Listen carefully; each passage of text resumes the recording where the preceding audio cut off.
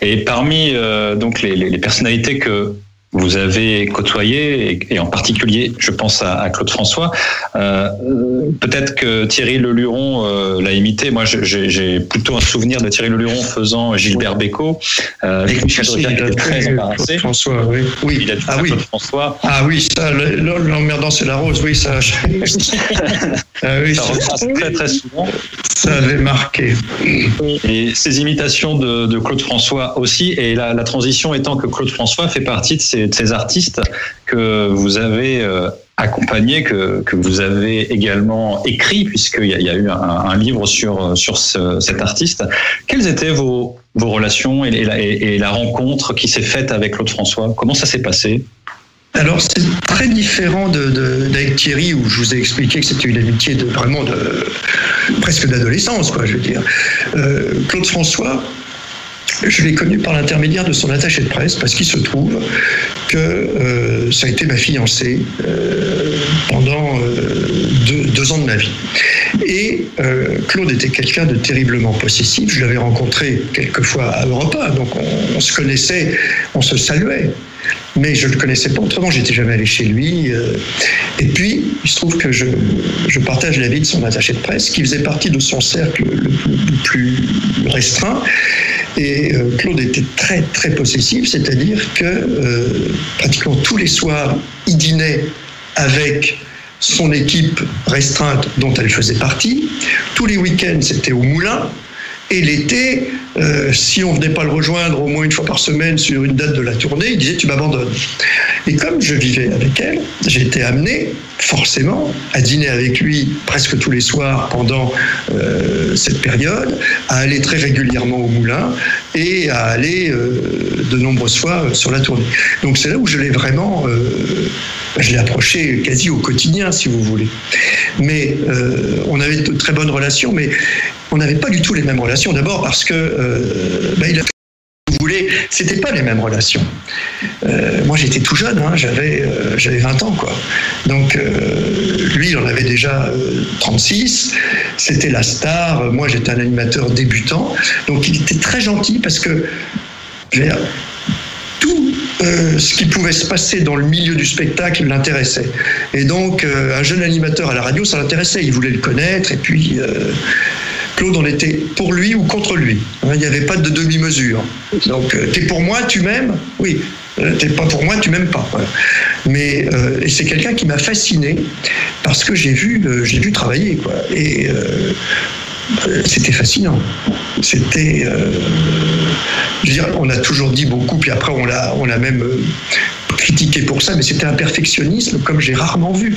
C'était maladif. Et si vous voulez, quand j'ai appris sa disparition et la façon dont il est mort, ça ne m'a pas surpris une seconde. Parce que moi, je l'ai vu le soir, puisque donc moi, je faisais l'émission. Souvent, je finissais les émissions tard le soir, parce que je faisais surtout des émissions pour les jeunes, donc qui se terminaient style vers 22h ou 22h30.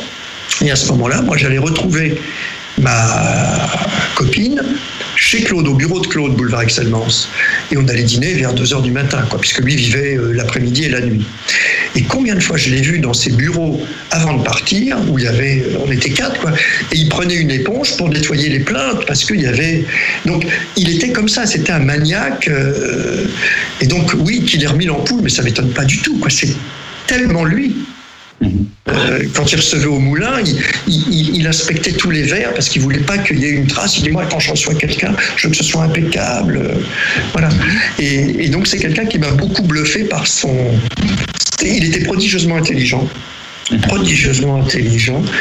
Et beaucoup plus profond que ne peuvent le laisser penser certaines paroles de ses chansons, quoi. Laurent ?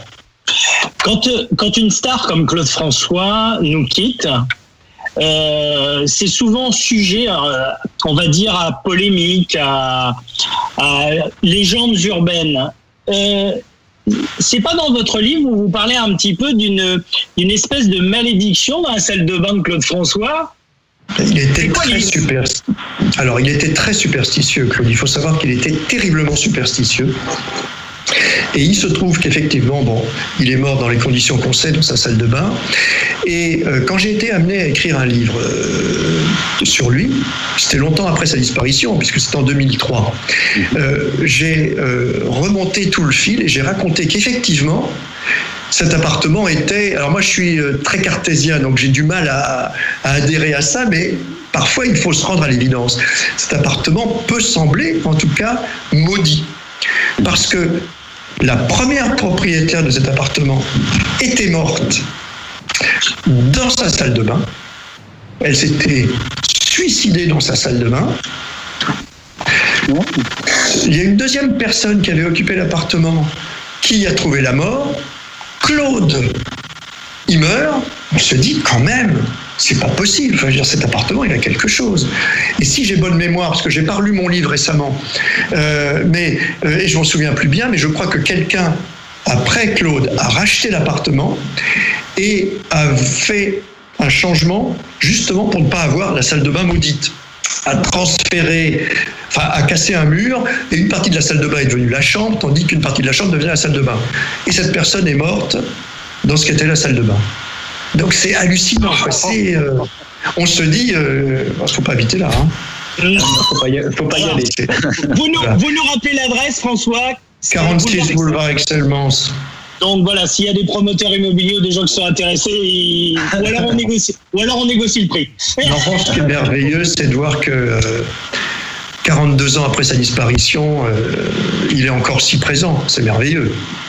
Alors, moi, je rebondis sur sa présence aujourd'hui par le biais d'un film que beaucoup de monde ont vu, qui s'appelle Clo-Clo, qui a été mis en image par Florent Emilio Siri. À l'époque, ce film va se faire sous l'égide, on va dire, des enfants de Claude, Marc et Coco. D'une, est-ce que vous avez vu le film? Qu'est-ce que vous en avez pensé? Et est-ce que vous aviez été contacté? Vous étiez au courant de ce projet? Alors, je n'ai pas été contacté parce que je n'avais pas à l'être.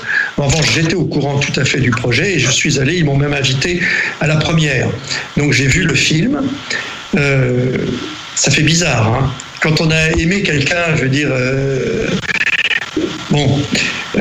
Podium, il n'y avait pas de problème, quoi, parce que c'était une farce, Podium, quoi, le film Podium avec Paul Vorn. Là, d'abord, la ressemblance est quand même très troublante, et Jérémy Régnier a fait un travail extraordinaire. Et moi, il y a un truc qui m'a gêné dans le film, je vais vous dire, c'est quand ils font un duo virtuel. Voilà, je ne sais pas si vous vous souvenez, il y a un moment où ils font un duo virtuel, et ça, moi, ça m'a gêné, quoi, voilà. Mais à part ça, ça retrace très bien. Ça retrace très bien le personnage. Et même quand on va mettre en avant ce fameux magazine que Clo-Clo va créer, qui va s'appeler, si je ne m'abuse, encore une fois, Absus, qui va absolu, qui va être, comme dit Jérémy Régnier dans le film, mon nid à gonzesse. Est-ce que quelque part vous aviez pas peur que l'image de Claude allait être écornée avec toutes ces révélations, et notamment les révélations sur le fait qu'il va cacher ses enfants?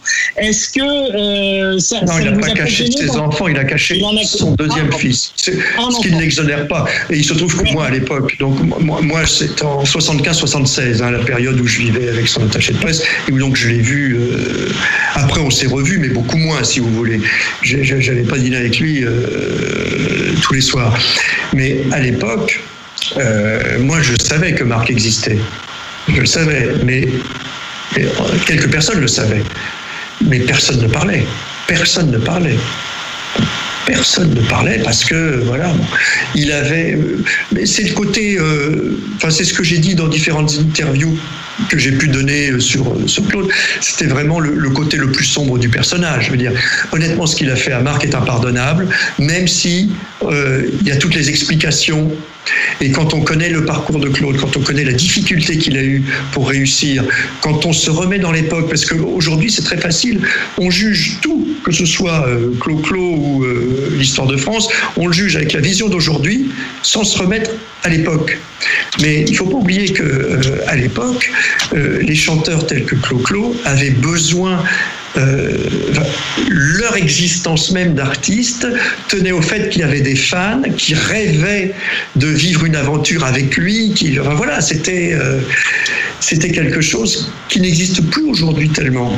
Et donc, il a caché son fils de peur que un enfant, bon, ça va. 2, je vais passer pour le père de famille pépère, et ça, je vais perdre tout côté sexy pour mes fans. Mmh. Alors ça, effectivement, il l'explique dans le film. Il l'explique très bien, d'ailleurs. Après plusieurs années, on va effectivement parler de la vie de Claude François.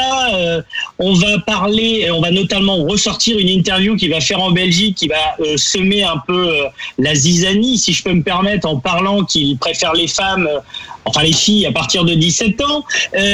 Et on va voir arriver une fille qui est soi-disant sa fille. Comment vous avez pris tout ça? Est-ce que vous saviez ou... Ah non, sa fille, je ne savais pas. Mais je crois que c'est pas soi-disant, je crois que c'est avéré que c'est sa fille. Ce qui est certain, c'est qu'il ne se cachait pas, mais parce qu'à l'époque, il n'y avait aucune raison de se cacher, encore une fois, d'aimer les très jeunes femmes. Voilà, enfin, je veux dire, c'était pas un pédophile. Je veux dire, après, on entend tout et n'importe quoi, si vous voulez. Sous prétexte qu'il avait des fans de 13 ans, ça j'en ai vu, qui étaient devant chez lui pour avoir des autographes et qui passaient leur temps. On se demandait d'ailleurs comment les parents les laissaient, les deux yeux, quand est-ce qu'elles allaient à l'école ou au lycée. Mais elles étaient là tous les jours. Mais c'est pas parce qu'elles étaient là, qu'elles se jetaient sur lui pour lui faire la bise, que ça allait plus loin. Je veux dire, voilà. Maintenant que oui, qu'il ait aimé les femmes de 17 ans, oui, c'est pas un secret, il l'a dit lui-même. Bah oui, donc, et si vous voulez, il y a une interview, moi je suis pas son avocat, mais il y a une interview où il dit, non pas qu'il aime les filles de 17 ans, mais qu'il aime les filles à partir de 13-14 ans. Mais pourquoi il le dit? Parce que c'est son public, et tout simplement qu'il veut leur laisser l'espoir, c'est tout le truc, c'est les filles qui crient quand ils passent à la télé, si vous voulez, c'est le show business comme on n'en fait plus aujourd'hui, si vous voulez, voilà. Donc après on le prend aujourd'hui avec les lunettes de 2020 et on dit oh là là, attention, pédophile. Pas du tout. C'est pas le problème qu'il soit pédophile. C'est que pour son public attendait qu'il dise ça parce que les nanas, elles rêvaient de lui. Et pour les faire rêver, il faut qu'elles se disent j'ai peut-être une chance. Voilà. Enfin, moi, je l'ai connu avec 2 fiancées à lui. Elles n'avaient pas 13 ans. Hein. Il y en a une qui avait 20 ans, ou 19 ans ou 20 ans, qui était Sonia, qui était une magnifique mannequin finlandais. Et après, je l'ai connu un peu avec Kathleen. Voilà, qui est sa dernière compagne, qui n'était pas non plus une enfant. Tout à fait. On se rappelle tous, on va dire dans la mémoire des Français, le jour où Claude François est parti. Vous, qu'est-ce que vous faisiez et comment vous l'avez appris et quelle a été votre réaction? Moi, je l'ai appris, j'étais en voiture et j'allais à Europe 1, figurez-vous. On l'a appris dans l'après-midi, si j'ai bonne mémoire, et j'allais à Europe 1 parce que je faisais une émission le soir. J'étais complètement... j'étais anéanti, quoi. Ça paraissait tellement improbable. Il avait 39 ans, quoi, donc il n'y avait aucune raison. Si vous voulez. Et je suis arrivé à Europe où il y avait déjà tout le branle-bas de combat, des émissions, etc. Et pour la petite histoire, le lendemain, je partais à Londres avec ma petite copine de l'époque et Thierry Leluron. Et on allait voir, parce qu'il faisait relâche, lui il jouait au théâtre, mais il faisait relâche le dimanche et le lundi. Et on partait à Londres pour voir une comédie musicale, dont j'ai oublié le nom. Et donc je me souviens que Thierry a reçu, à l'époque il n'y avait pas les portables, mais par le biais de son agent, à l'hôtel il avait des piles de messages, parce que les journaux voulaient, les télés et tout ça voulaient l'interviewer pour parler de Claude et tout ça. C'est un choc énorme, et c'est vrai que c'est une date qui, pour les gens de notre génération, en tout cas de la mienne, parce que je suis nettement le plus vieux de tous là, oui, on se souvient, si vous voulez, il y a quelques dates qu'on marquait quand on s'intéresse à ce genre de choses, mais oui, c'est vrai que beaucoup de gens se souviennent du samedi 11 mars 78, quand ils ont appris la mort de Claude François. Et il faisait un temps magnifique, mais il faisait beau, je me souviens.